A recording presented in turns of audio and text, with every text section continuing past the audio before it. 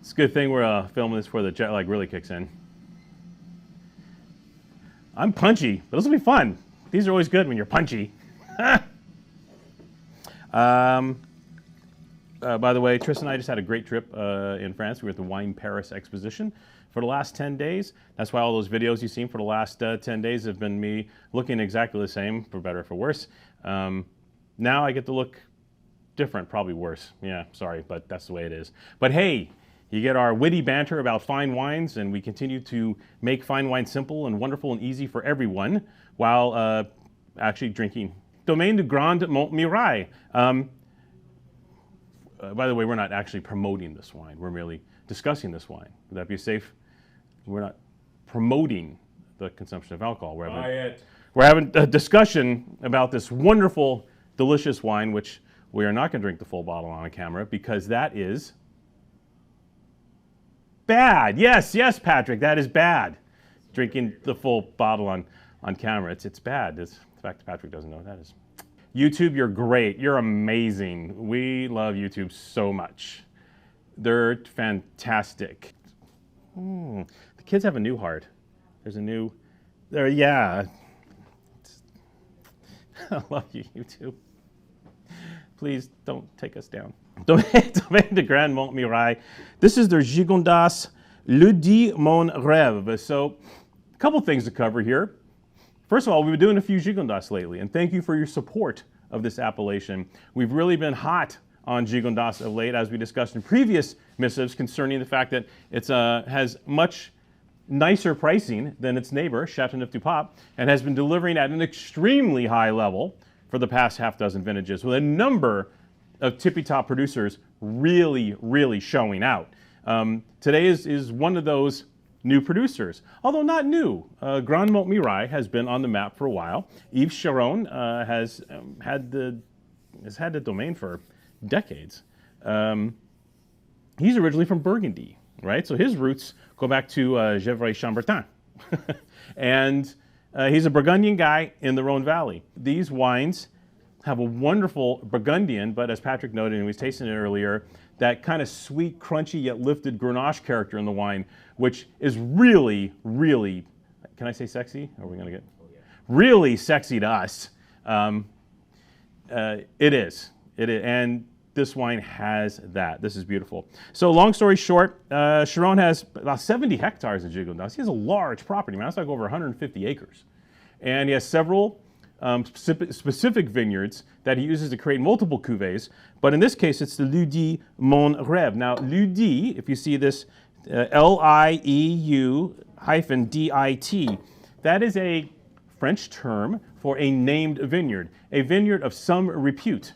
Now, because they don't have Premier Crus and Grand Crus and such in Gigondas, everything there is kind of a Lieu-Dit because there isn't a classification system. So the top vineyards are all Lieu-Dit, and you'll see this on the bottle.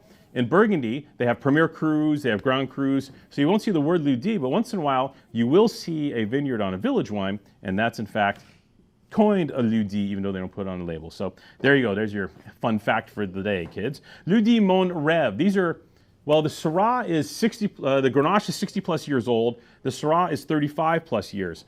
He has fabulous location, once again, kind of southwestern, huge slope near the Dontel, and he makes these beautiful, classic, yummy wines.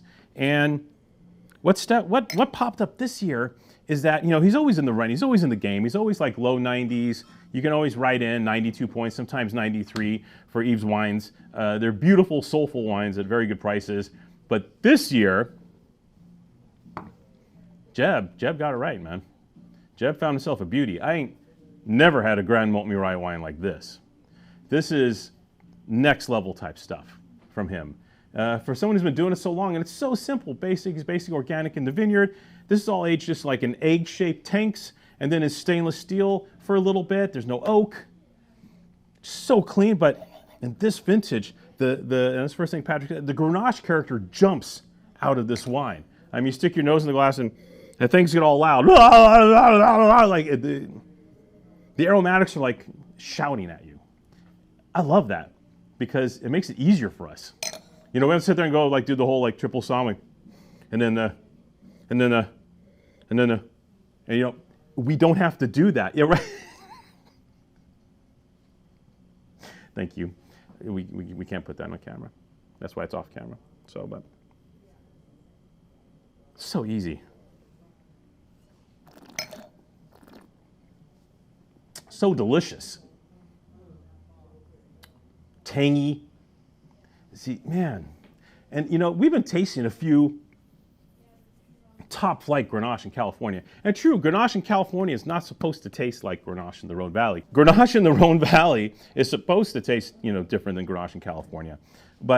And some folks in California try to emulate the Rhone. But I think just for complexity and brightness and urgency of flavor, the old vines on these clayey limestone soils just impart something different. It's hard to duplicate Rhone Valley Grenache. You can't do it, just like you can't grow Nebbiolo, you know, outside of Piedmont. I know there's like one or two guys making pretty darn good $80 Nebbiolo in Washington or North Coast, whatever. Don't email me. I'm aware of that. But in general, you cannot have the same experience with Nebbiolo outside of Piedmont as you can within Piedmont. And the same applies here. The urgency and the beauty, the electricity of the Grenache here combined with richness and that, you know, what the French call that sucrosité. When you put that all together, that's what makes these wines so damn good. And yeah, Jeb got it. Boy, that's some wine, huh?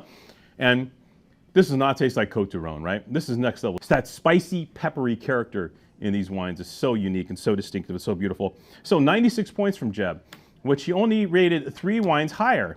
And of course, they are some of the usual suspects. That's super duper Domaine de Bosquet, Gigondas, Le Regard Loin, or Loin, for 180 bucks.